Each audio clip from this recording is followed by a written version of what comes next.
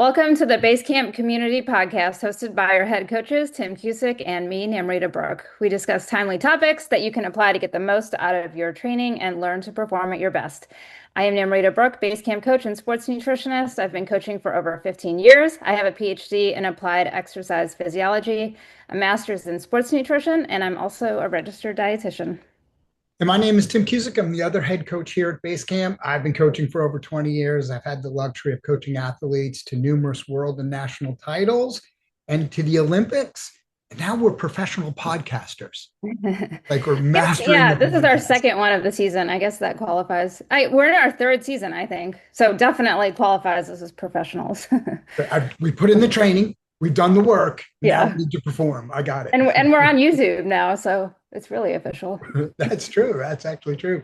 So, what are we talking about today, Yeah. Namrita? Well, today is one of my favorite topics, and I think yours too. We just had a great intro conversation before we started recording, but our last podcast was on durability. It's obviously now, still the hot topic and what everybody's talking about and training for and trying to improve. And we're going to talk more specifically about the key role that nutrition and specifically fueling, how we are thinking of it more as a performance lever now. It does have a central role in improving athlete durability and performance, but also will kind of I think it'll be a really interesting conversation with, from the coaching standpoint as well. Obviously, I have the nutrition the applied research side. But from a coaching standpoint, now that, our responsibility is to the athletes to consider that durability improvement. Obviously, we train athletes to perform the best of their capabilities. How do we get them there? Well, now it's not, I don't want to say it's just training or just nutrition. Like we sort of used to think of it that way. Like nutrition was this add-on piece similar to like strength. Like we knew it was important. And I say this like from this like random coach's standpoint, but we have made more of an effort to fully integrate the two because it is essential that they're integrated. And I think we'll uncover today how and why fueling should be adjusted as a significant part of an athlete's, um, training regimen and actually how they build to perform as this key lever, I guess. So there's all these levers we can adjust when we think about training and performing, how to get an athlete from A to B, and nutrition is such a key one of those. I'll add one point as we get into this. It's so important, everybody listening or watching, to understand. I think we tend to think about nutrition as, oh, yeah, I've learned over the last couple of years it's important. I need to eat enough. I need to fuel enough to be able to do the work. That's an understatement. Hmm. Like that's a minimalist approach. Nutrition should improve your work capacity, your ability to adapt to the work that you're doing, and literally drive improvements and increase in your training load or your training Hmm. load capacity. I think one of the things I enjoy seeing about nutrition, because you and I have worked together for a long time on these common beliefs, is we're finally starting to see it is not training and, oh, yeah, I need to be fueling. Those things are one. Training and fueling working together are the ultimate maximization strategy. Yeah.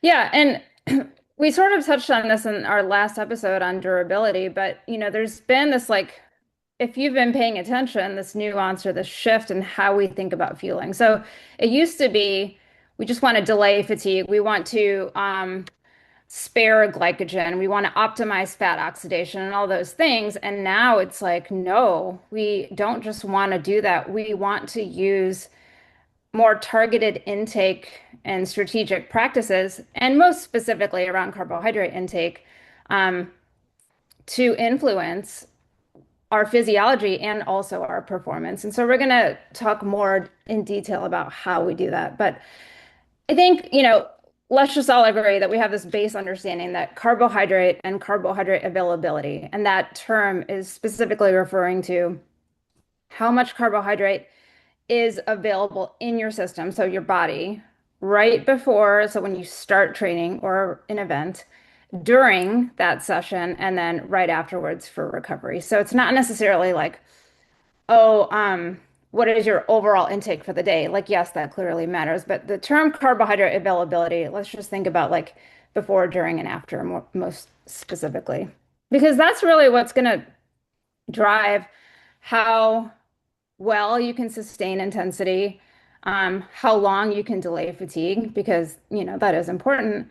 And then both of those influence how you maintain performance. Um, and when we look at performances now, I mean, you see it all the time at every level. Performances are getting faster. Like riders are getting stronger, faster, higher power outputs for longer. And then the whole durability thing. I mean, the elite don't really alter their numbers that much after like several hours of riding at not, a small intensity. So, um, it's pretty remarkable. And I think now it's encouraging to hear how much of the conversation is shifting to, oh, well, they're eating like, or taking in, whether it's eating or drinking, these high amounts of carbohydrate per hour, where, the literature, the research has mostly focused on, 60 to 90 grams of carbs an hour, but you start seeing now the ones who are doing these like crazy good performances, like what they're taking in per hour, and it's much beyond, 90 grams of carbs per hour. Anyway, I think we can attribute a lot of this to what I would call now performance nutrition, which is slightly different than sports nutrition, because we are not just now thinking of what do we need, what kind of energy do we need to like maintain an activity. We're thinking, how can we do better? How we're pushing the boundaries of what our guts and our bodies can absorb, and not just absorb, but tolerate and utilize, right? To make energy, um, to hold higher watts for longer periods of time, and later in a session or later in a race, athletes are now like, and athletes and their coaches are pushing the limits of like what they thought was possible. But the key question is like, is it working? I mean, I would say yes. For many, it is. Strategically using ergogenic aids, sodium bicarbonate, things like that, beta alanine, timing of the intake. So yes, like intakes are higher now, relatively speaking, for carbohydrate, but how is it best to take that in? Like that clearly matters too. But also, performance nutrition versus traditional sports nutrition, we still care about athlete health and longevity. That to me is always paramount. Like if you don't have an athlete who is healthy for long term, then these other things don't matter as much. And I would never think about prioritizing like performance in the moment over overall athlete health. So I know there's going to be this narrative from people who don't really understand exercise and metabolism as much, or like, wow, these are really crazy high rates of carbohydrate intake, especially from sugar. Like, that can't be good for you. So just know that that narrative is still going to be out there, but it's different. And we know how the body works at higher workloads versus at rest, and the metabolism and the processes are different.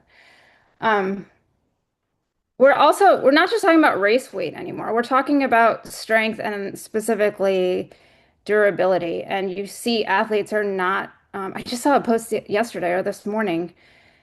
The performances now that we're seeing, they're not from the lightest riders. Riders are getting heavier. They're prioritizing carbohydrate and energy intake and energy availability to support these breakthrough performances.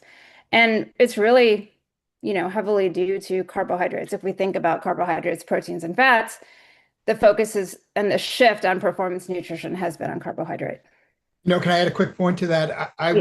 was reviewing a study for a federation that I'm working with on sustained power outputs. Mhm. And when you really look, and this is professional level, where it's actually easier because we tend to, once you have access to the data, have better data, you have high performance teams and better, more controlled measurement. You're actually not seeing, and this is a generalization, but you're actually not seeing significantly higher power outputs. We see, we have the Vuelta starting. I'm sorry, we have the Giro starting, and then we have the Tour coming up. we're not seeing higher power outputs in those events, marginally, but not really. But what we're seeing is the ability to sustain higher powers for significantly longer times and the ability to surge within those high power amounts that is really changing the dynamics in the face of professional racing. I personally, and the study was suggesting this, even though it wasn't directly linked, this is a relationship of understanding the role of nutrition in training, in Mhm. events, in the overall athlete, performance environment, performance that you're talking about now. That's the difference we see. And that is a game changer. That's why every race is going so much faster. And they're racing hard from the beginning to the end. It has been the ability to connect this nutritional link correctly, finally, Mhm. that's really enabling this change in the way performance is occurring. Yeah, so I mean, one example is when you're programming intervals, and let's just say, any athlete, doesn't matter what level. So the purpose is, we have this training signal, and then we adapt to that signal. We have this response. And so I would say if training is that signal, fueling is going to determine the quality, the strength, and um, how well you basically adapt to that signal. So if you're doing sweet spot intervals, for example, and you're doing them early in the workout, you're trying to move FTP, or you're doing VO2 max intervals to try to improve aerobic capacity, or you're doing early and late intervals to improve durability, fatigue resistance.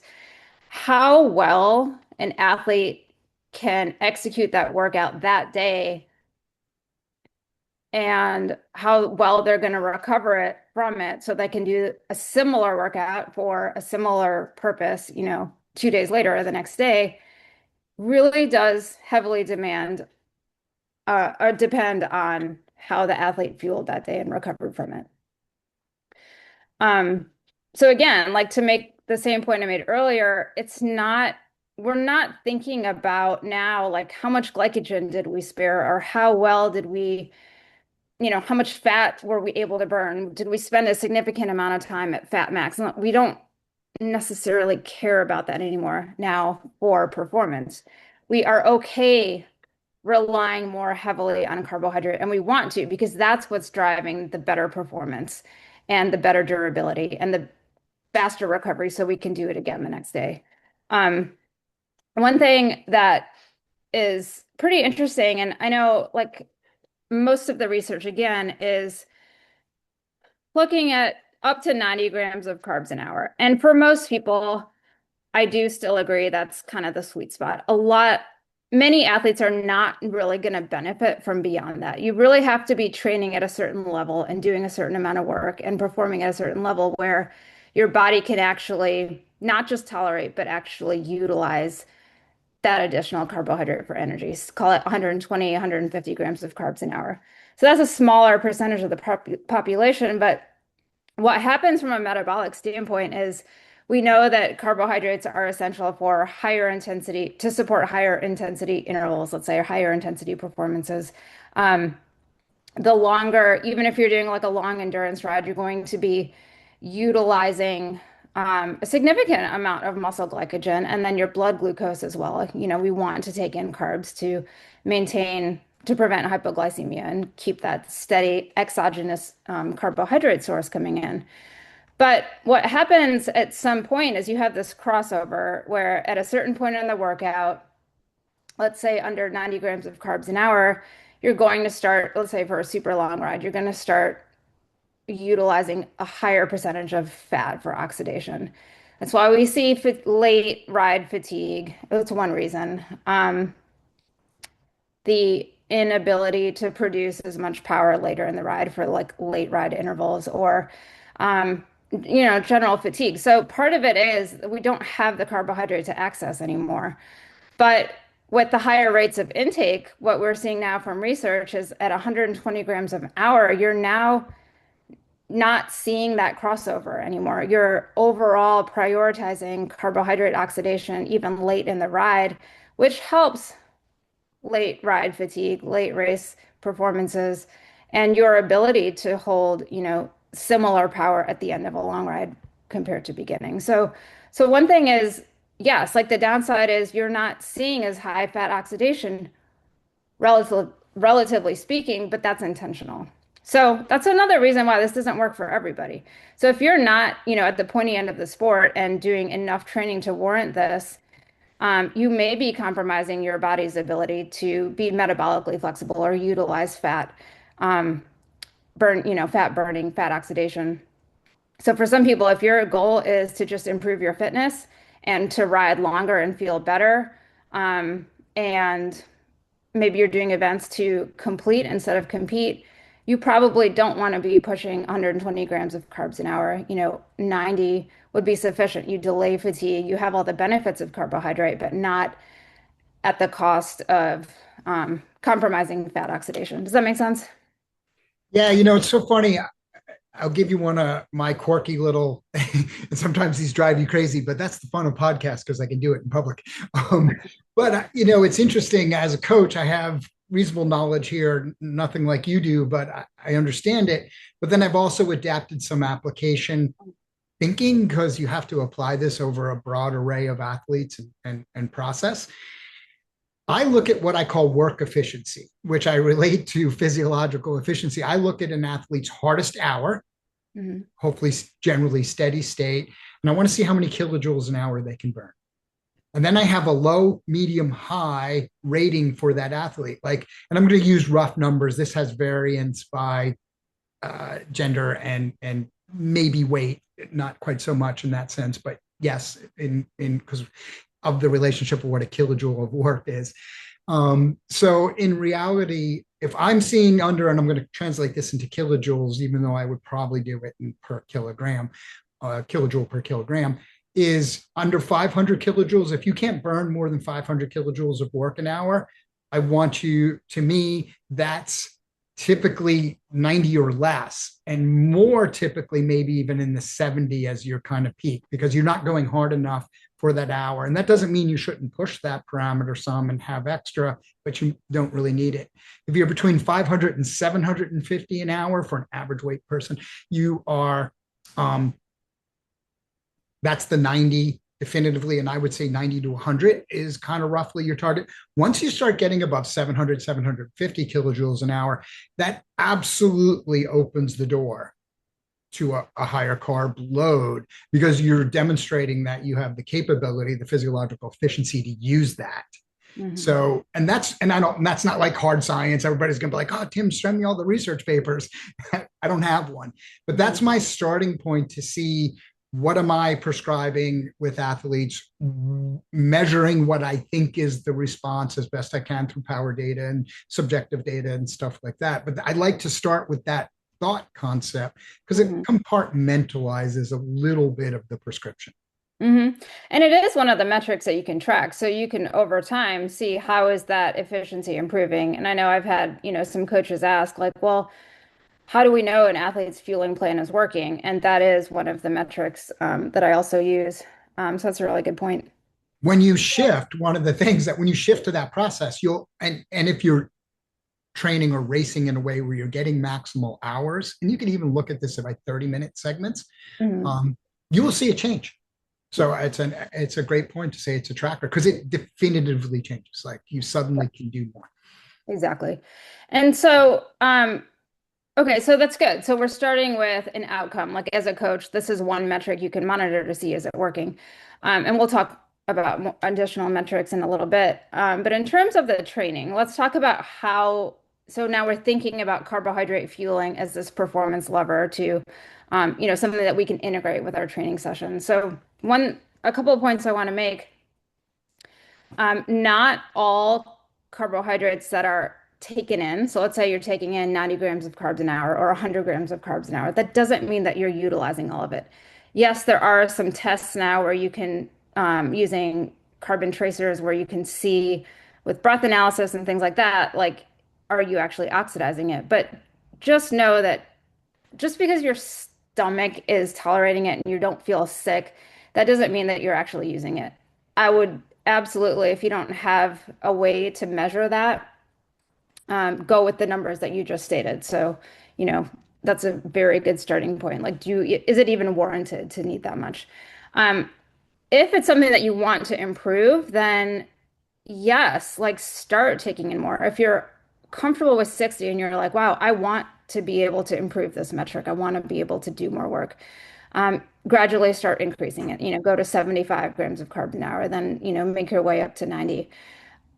Multiple transportable carbs. So again, the combination of glucose and fructose or maltodextrin and fructose, those will help because remember there's two different transport systems, I guess, for glucose and fructose. And so you're going to kind of tap out around 60 or just above grams of carbs an hour with glucose. And you're going to find it hard, possibly, as you start pushing higher intensities for longer, the sustained power output, different environments and stuff. If you find that you start having tolerance issues, make sure you are adding in some fructose there. Most products now have both. And that will increase the absorption and therefore lead to theoretically higher carbohydrate oxidation or utilization.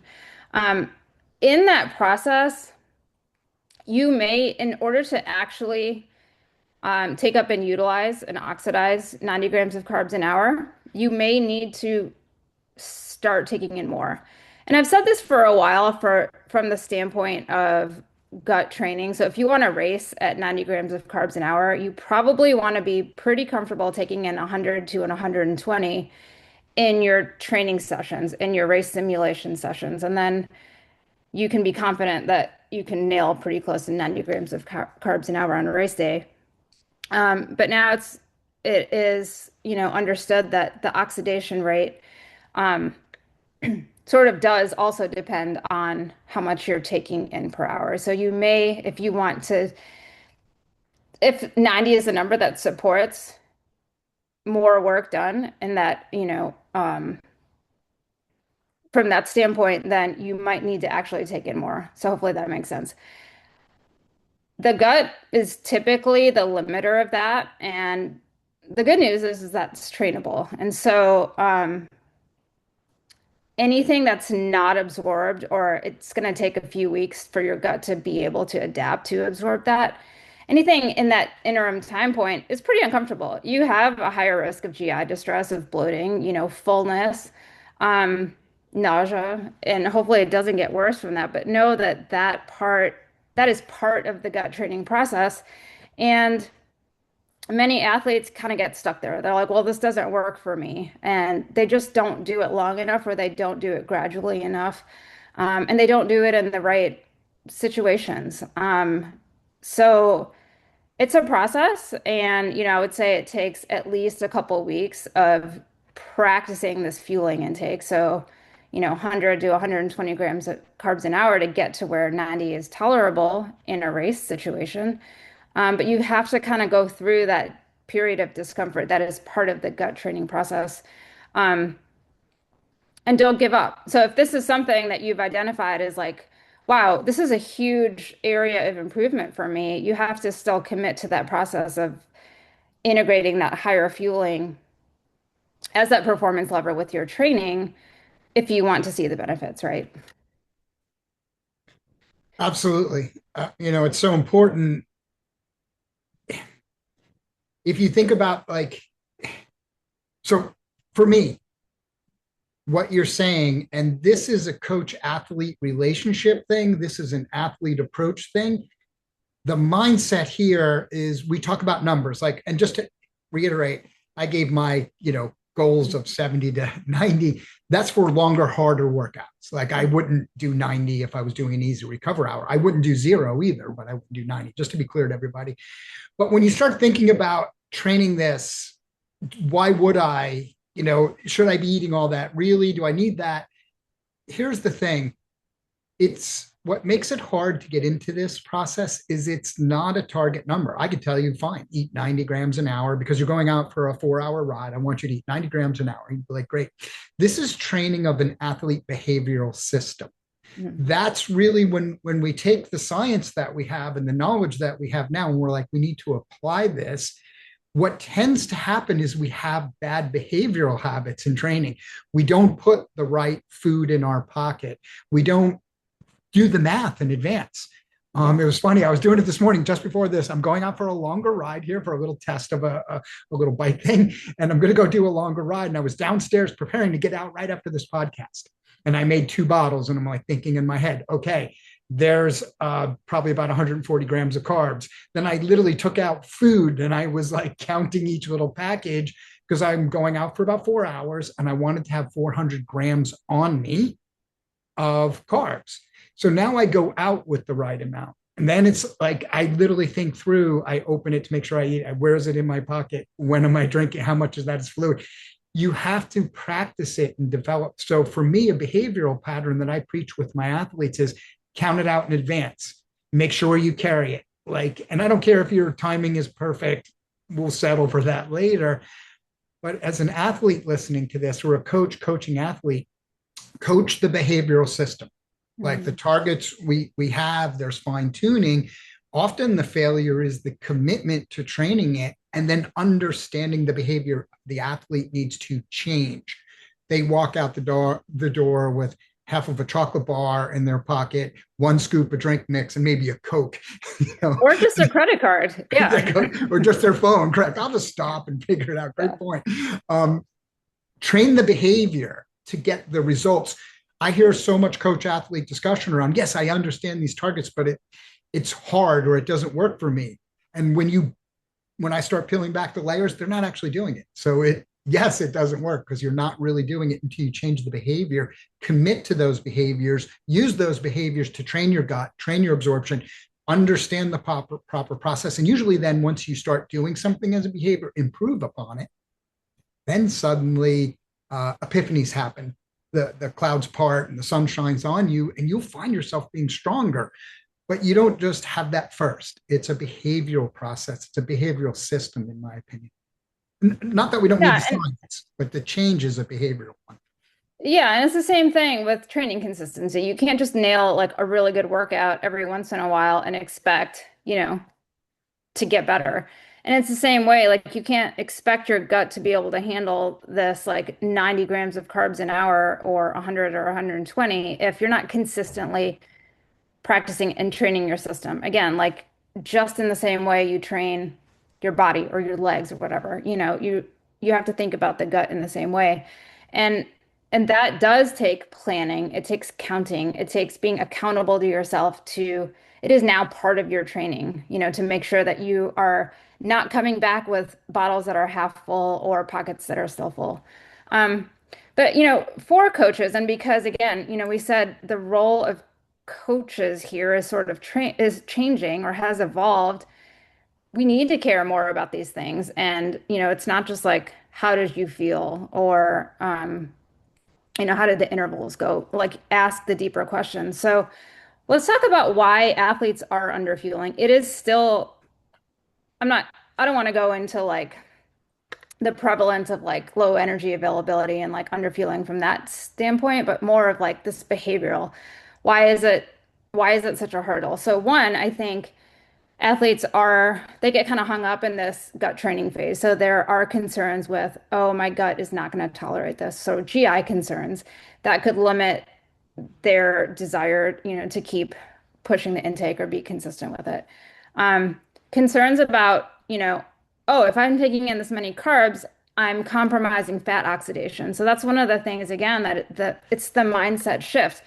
We're now, maybe you go through a long phase during, foundation training where you are emphasizing metabolic flexibility. I'm not saying we don't want to be good at, fat oxidation. Our bodies are they get very good at doing that just with the training. And so we want to support that training. But now as we shift to performance mindset, we have to have these sessions where we are caring more about carbohydrate oxidation and output than we care about, fat oxidation. I've heard, working with athletes, there's a perceived cost. So gels are really expensive and we can drop a ton of money. We used to save like our favorite products for race day, and now we're like, wait, we have to train with 120 grams of carbs an hour. So think about, I buy stuff when it's on sale, from the feed or whatever, and wherever your source, but also like think about other sources of carbohydrates that, you don't have to always be using gels. or drinks. A lot of people will make their own drinks. So there's ways around that. Just know, that might be an avenue to explore if cost is an issue. Totally makes sense. There's this perceived risk of weight gain, and you and I have chatted about this. And in any case, even if you're pushing higher carbohydrate intakes, weight gain happens from overall energy balance across the day.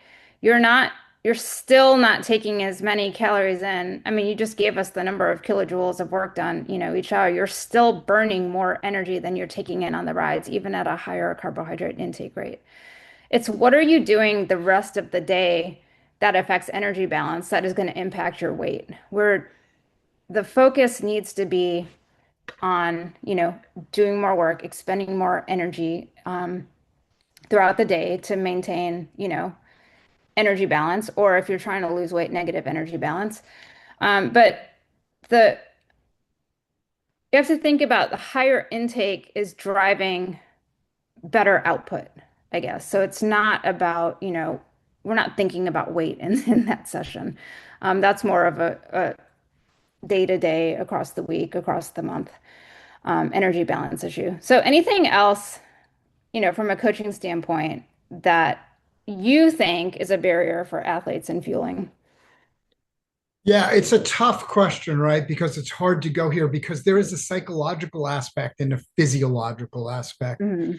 Psychologically, we've been, depending on your age here, but let's say pretty much everyone probably listening to this podcast, we've been conditioned to certain things are really bad for us: sugar, carbs, extra calories, all this other stuff. And we associate that with self image a lot.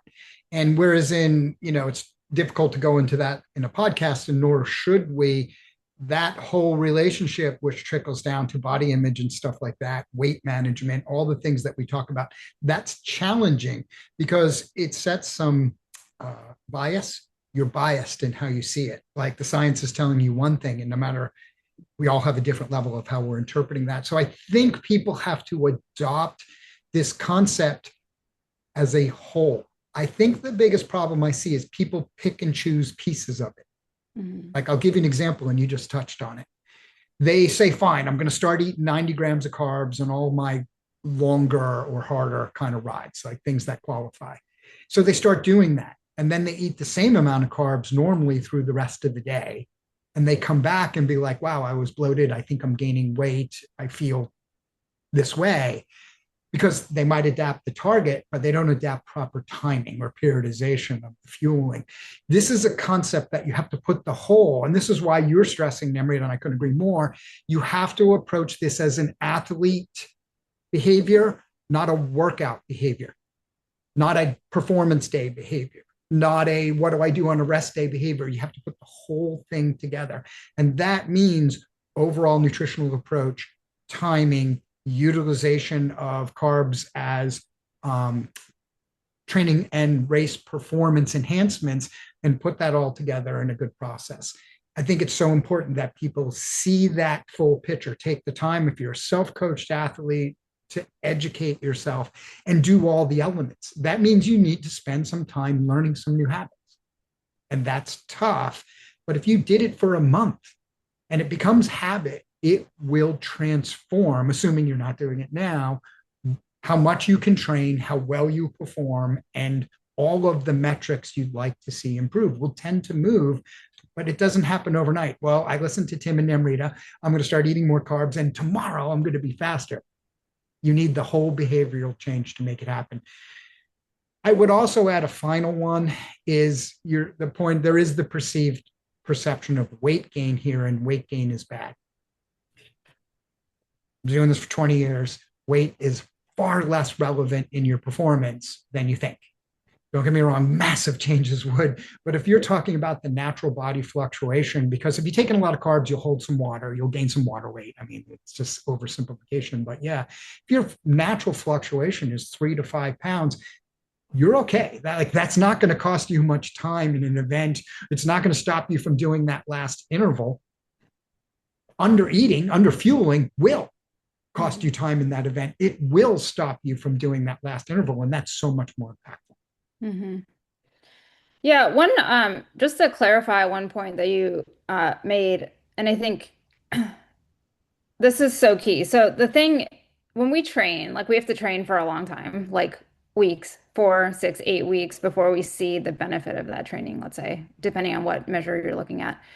Um, when you properly fuel a workout, you're going to feel better in that session, and you're probably going to feel like you recovered better from that session for the next one. That doesn't necessarily mean your work is done. So the way that this is all integrated is you have to continue doing that, prioritizing fueling as part of that workout for that whole training block, for the next training block, for your training, just generally speaking. Like it is part of now what you're monitoring and what you're tracking and improving. Because we know that when we get to a race, like we have race nerves, you might have, like it might end up being really hot or the race starts, super hard. So all of these variables are going to affect how your body is able to take in and absorb and, ultimately utilize the carbs on that day. So the more you practice that and make it part of your actual training habits and behaviors, the more success you're going to have with it. And so don't just say like, okay, yeah, I feel great on these like Tuesday, Thursday workouts, but then, by the end of the week, I just have like nothing left. Well, it's because maybe you're doing these long weekend rides completely under fueling. Um, it's going to be harder to make the progress and to send that strong signal for adaptation if you're only doing it occasionally. So just wanted to make that point again on consistency. Um, Also, kind of it's hard. So, we have this big group coaching program, and it's hard to give nutrition coaching, I guess, in that format because we have these numbers, we have these cutoffs. It's like, okay, 30 grams of carbs an hour for easy rides, 60, whatever, 60 to 90. But we have to remember there's a large amount of inter-individual variability. And so you might be listening to these numbers and you're like, yeah, like, I don't know, I feel really good with 100 grams of carbs an hour and I'm fine taking in sucrose and, whatever. Like, this, I'm different. Yeah, like you might be different. And some people might have been able to really progress their training and whatever at 60 grams of carbs an hour.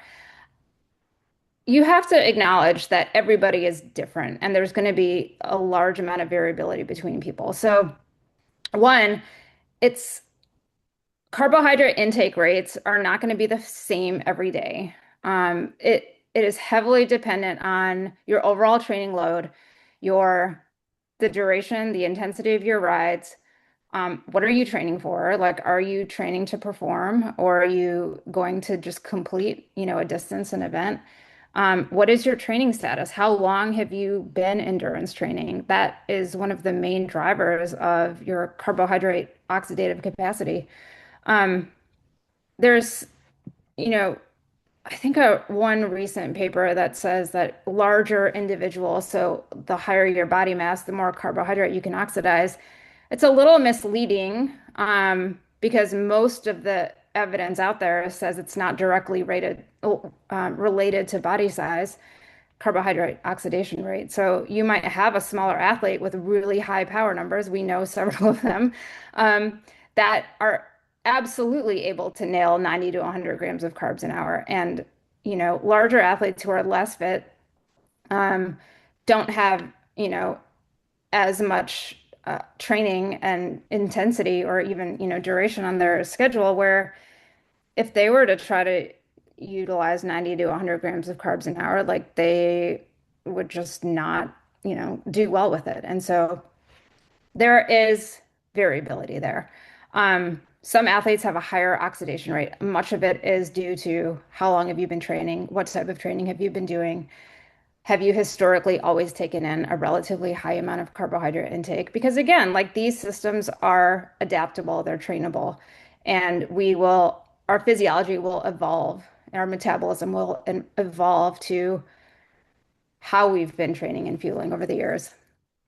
Um, Again, I'll make this point, like most athletes most athletes are not going to need more than 90 grams of carbs an hour. But if you have identified you or, you're a coach and you've identified for some of your athletes, like, oh, this is actually maybe the place where we can make some real progress here. What's the next step? I would say figure out where you are in terms of like your comfort level and your intake level, and then start to progress that. And what metrics are you, let's say, from a coaching standpoint, if you were to say, yes, I have an athlete who has been struggling later in the race or in these longer races or at this next level of racing, like what are you suggesting a coach looks at, I guess, in terms of here's what I'm going to program next for your fueling plan for your training, and then how do you know it's working? I mean, we've already sort of talked about it, but what other measures? No, it's a good point. So I think you said something really important there. Like we got to, one of the things, go back to my behavioral point. Don't make perfection the enemy of kind of good enough. And this is a place you can get lost in that once you commit to this strategy. So you're looking and saying, wow, I need exactly 90 grams, right? And I'm going for a 4 hour hard ride and I need 90 grams an hour and it's going to be my perfect number. And then if you eat 80 or accidentally eat 110, it's like, oh, I'm off plan. You're not that sensitive overall, right? So point number one, step back from perfection and just understand the concept and try to get yourself there. It is something when I coach an athlete through this process, or me as the athlete, I actually have two slightly different ways of answering that, which is funny. Your question made me think about it. In coaching, but similar, when I'm coaching the athlete, I'm constantly asking, how are you feeling? What was RP? How did you finish? There are certain things I'm looking to identify, particularly in interval execution, in longer ride execution, and in durability or fatigue resistance training where we're doing work later. And what I'm looking for, and it's a term I use, is an athlete that is well fueled and on a good training rhythm, meaning not overly fatigued, they're not doing too much intensity work or something like that. They tend to have what I call control. So let's just say intervals. We're doing a set of 5 by 4 minutes. Keep it super simple. If each one of those intervals are executed with control, and that doesn't mean there's not some variation, but it's not like, oh, I start off at 500 watts and then because I'm fighting it, I'm already fatigued, and then I'm dropping down to 300. Then about halfway through, I pick back up to 400, and then I drop off a little, then I finish at 500. That's not control. That's when the athlete is overreaching. They're doing anything they can to try to make the average number work. When I see cadence going up and down in that type of interval, because they're shifting, because they're just not, they don't have the energy, or this assumes the targeting is right, just to be clear. You could be over targeted. That, and then I'm seeing a steady or appropriate rise in heart rate, what I expect to see. I want to see those three be controlled. And that doesn't mean perfect and smooth, but it means predictable. I can see the athlete was in control of all of the intervals in the set. And maybe in the last half of that last interval, they're losing control. That tells me that's one of the triggers. One, it tells me the prescription was probably right. And two, it does tell me they were fueled in that, because if the prescription was right, we know they're capable of that. If not, they're either underfed or over fatigued, which is the same impact, by the way, everybody, but they're one of those two. So I'm looking for that and a daily metric. I actually do, like you, Namrita. It was funny. I didn't know that after all these years. I look at hard hours, race hours, and I'm looking at kilojoules per 30 minutes, kilojoules per 60 minutes. I literally have that chart in my WKO normal review where I'm looking at changes in that efficiency. Let's roughly call that efficiency. That's those two indicators. So workout performance, control, and big picture, looking at bigger pictures, I'm looking for increases in the amount of kilojoules, in the amount of work, to be more specific, which is kilojoules you can do in an hour. Yeah. It's interesting. And we sort of talked about this last time. The metrics, we put a lot of stock into these metrics, and now we're also, including wearables. So off the bike, HRV, sleep. Um, It is so important from an athlete readiness standpoint. Like, how motivated are you to train? That means Yeah. if it's gradually decreasing over the week and over the training block, and you just get to the end and you just feel fried, like, are you actually under fueling? I think that's part of the thing that we want to be aware of here. Like, you feeling good during the intervals, you're not seeing that fatigue, you're not fighting, to make the power, or even just finish the workout, and then you can do that again and again and again, and you get to the end of Sunday after you've done a weekend of long riding and you're like, yeah, I feel pretty good. Like, wow, I'm shockingly recovered. I see athletes go through this transformation all the time. And then they do it again the next week. And you don't see this excessive fatigue just accumulating. Like, yes, there's the normal fatigue, assuming that your training is appropriate, but it's not like low motivation, just dragging around, unable to like concentrate. Irritability, food noise, all those things. Like it going back to like this is so much athlete health overall is so much more important to performance than we sometimes give it credit for. It these are kind of softer metrics that athletes don't want to trust. They're like, well, I don't feel like I feel excessively tired, but must be the training. I must be doing a good job with my training or something. Like, we don't want to think like, oh, if I eat more and I feel better, like that's actually the thing that's working. We always want to like attribute it to something else. So the subjective metrics are really important, I think. And yeah, I mean, just that point, like your coach will be looking at the data, but also asking the questions and paying attention to athlete notes and things like that. Like that is very telling in whether or not adequate fueling or under fueling could be the thing that you want to dig deeper in. Um, yeah. It's funny, and just to summarize everything, like I want people to get a picture of this. Here's simple three bullets for everybody to think about, right? High carbohydrate availability supports performance. Performance allows more work. More work drives more adaptation. Like hard stop right there. If you're like, wow, why are they really telling me? Why are Tim and Emery down here talking about carbs and it's stuff I'm reading and blah, blah, blah? Because it's really important because those three bullets drive the performance. But so many people come to us and like, I really want to go to the next level. I need 20 more watts on FTP or better race performance, which is a more important goal, by the way. But when you start talking about fueling, they're like, no, no, no, you don't understand. I need better workouts. And it's Mhm. like, no, no, no, you don't understand. I am giving you the correct answer. And here's a barrier. I want to just maybe close on an athlete journey, an experiential tale, 20 years of wisdom, because you'll go through this journey. If you're someone who's still under eating, and there's a fair amount of people under fueling, is a better way to say it. Here's what's going to happen to you. My experience, not physiology, not perfect science, but I'm going to tell you what happens because I've seen it time and time again.